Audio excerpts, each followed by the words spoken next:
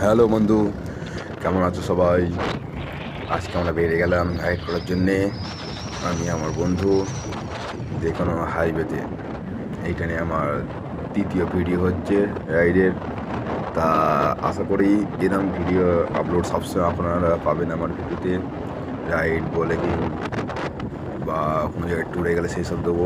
একদম নতুন royal Enfield bike নিয়ে বেরিয়ে পড়লাম। একদম নতুন বাইক নিয়ে বেরিয়ে ফেললাম আপনাদের ঘরে ট্যুর দেখানোর জন্য।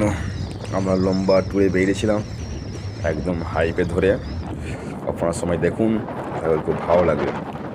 রয়্যাল ইনফিনিক্স বা রয়্যাল এনফিল্ড গাড়িটা সত্যি খুব ভালো এবং মাইলেজ মোটামুটি, আর দাম খুব চড়া। গাড়িটা সত্যি খুব ঘ্যামা লুকিং করেছে। একদম 26-এর টপ মডেল বা 26 সালে যেটা লঞ্চ সেইটারই গাড়ি।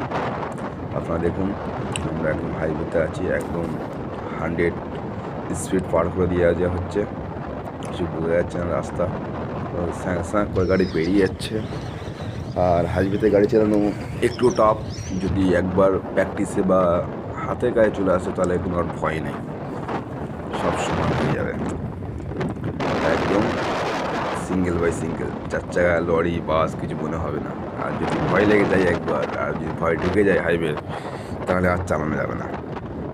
কেন কত রাইডার এখানে জীবন হাতে নিয়ে গাড়ি চালায়, বিশেষ করে R15 যারা আছে বা KTM কাওয়াসাকি, তারা সত্যি খুব মানে এমনভাবে চালাই মনে হচ্ছে আর হয়তো আসেনি আমার ভাইকে, এরকম হাতে রিক্স নিয়ে চালাই। আর সত্যি গাড়ি চালানো খুব রিক্সের বিষয়, চাপের বিষয়। হাইওয়ের মধ্যে গাড়ির চাপ, বিশেষ করে নাইটে গাড়ির চাপ বেশি থাকে, টোটালে ফাঁকা থাকে। আর এখন তো 3টে লাইন হয়ে গেছে, খুব ভালোই, মানে রিক্সটা কম থাকে। কেননা ডবল ছিল রিক্স বেশি ছিল সিঙ্গেলে থেকে, এখন 3টে লাইন রিক্স কম। আর ওভারটেকটা বেশি হয় এই ট্রিপল লাইনে। সত্যি রাইড করে খুব ভালো লাগলো, মজা চলে এলো। তা আপনারা থাকুন, ভালো থাকবেন, আমাকে সাপোর্ট করবেন যাতে আমি আগে বাড়তে পারি।